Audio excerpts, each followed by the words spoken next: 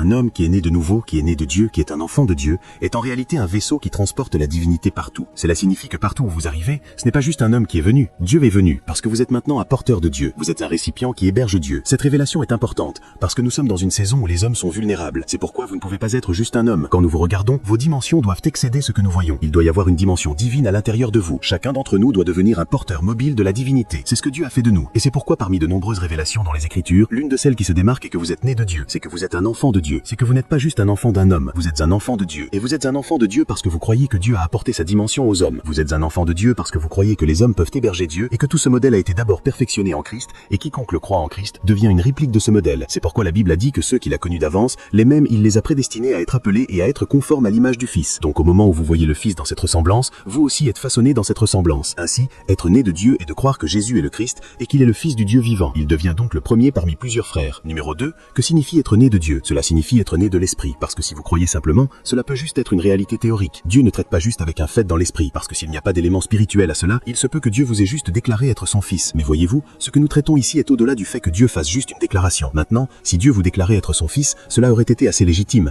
parce qu'il a l'autorité de le faire ainsi. Mais Dieu ne fait pas que nous déclarer être ses fils. Non, après que cette réalité légale a été capturée, Dieu est maintenant allé plus loin pour la rendre expérientielle. Ainsi, quand un homme croit que Jésus est le Fils de Dieu et qu'il est le Christ, ce que Dieu fait est qu'en plus de la proclamation que, sur la force de cette croyance, vous êtes maintenant le Fils de Dieu, Dieu envoie maintenant son esprit en vous parce qu'il y a un aspect expérientiel et organique. Dieu est vraiment maintenant à votre intérieur. Donc la deuxième chose qui caractérise ceux qui sont nés de Dieu est que l'esprit de Dieu entre en eux criant Abba Père. Donc dans Romains 8 verset 15, la Bible dit que l'esprit de Dieu est entré en chacun de nous qui croyons que Jésus est le Christ. Chacun de nous qui appelons Jésus le Fils de Dieu, il est dit que le Saint-Esprit a été déposé à notre intérieur. Donc le Saint-Esprit est en fait le témoin et la preuve que nous sommes enfants de Dieu, parce que de notre intérieur, le Saint-Esprit crie Abba Père, disant que nous ne sommes plus des étrangers. Nous n'avons pas juste été adoptés dans la famille de Dieu, de telle sorte qu'en réalité, ce qui est de Dieu, ce qui a fait de Dieu, a été déposé à notre intérieur. Donc quand vous nous ouvrez, vous ne trouverez pas seulement des poumons, du foie, du sang. Quand vous nous ouvrez et que vous allez assez profondément pour accéder à notre esprit, vous allez trouver Dieu caché là, parce que la Bible dit que celui qui est uni au Seigneur est un seul esprit avec lui. Donc quand nous disons que nous sommes nés de Dieu, ce n'est pas juste un jargon théorique, c'est une réalité expérientielle, parce que là maintenant, Dieu vit à notre intérieur, Dieu demeure à notre intérieur, Dieu habite à notre intérieur. Nous sommes devenus le temple du Saint-Esprit. C'est pourquoi partout où nous allons, nous ne pouvons pas être intimidés, parce que quand nous apparaissons, nous sommes comme l'ambassade de Dieu. Nous amenons Dieu sur la scène. Nous apportons sa dimension sur la scène. C'est qui nous sommes. Et jusqu'à ce que nous soyons éveillés à cette réalité, le monde continuera à nous soumettre. La raison pour laquelle le monde perdra son habilité à nous soumettre est que maintenant nous savons qui nous sommes. Nous savons que nous portons Dieu. Nous savons que quand nous apparaissons, Dieu apparaît. Nous ne sommes pas juste en train de faire une prière religieuse, pleurant pour que Dieu nous aide. Nous sommes maintenant les porteurs de Dieu. Nous sommes l'extension du ciel sur terre. Nous sommes l'extension de la divinité pour le genre humain. Quand nous sortons, Dieu sort. Il y a une connexion vitale entre nous et Dieu. C'est pourquoi la Bible nous appelle les enfants de Dieu.